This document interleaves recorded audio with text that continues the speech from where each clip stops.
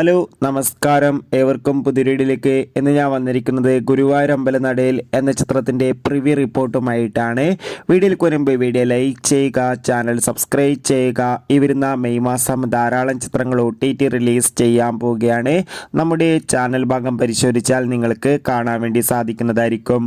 പൃഥ്വിരാജ്, ബേസിൽ Joseph എന്നൊക്കെ പ്രധാന കഥാപാത്രങ്ങളായി എത്തുന്ന ചിത്രമാണ് ഗുരുവായൂർ അമ്പലനടയിൽ. എല്ലാ സിനിമാ പ്രേമികളും ഒരേപോലെയാണ് ചിത്രത്തിൻ്റെ റിലീസിനായി കാത്തിരിക്കുന്നത്.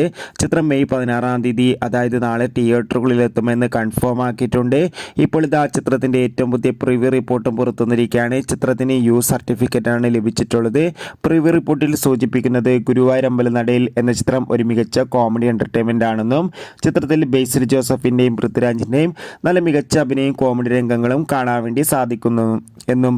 എന്തായാലും കാത്തിരിക്കാം ചിത്രത്തിന്റെ കൂടുതൽ അപ്ഡേറ്റിനായി. ചിത്രം കണ്ടവരുടെ അഭിപ്രായം കമന്റ് ചെയ്യുക.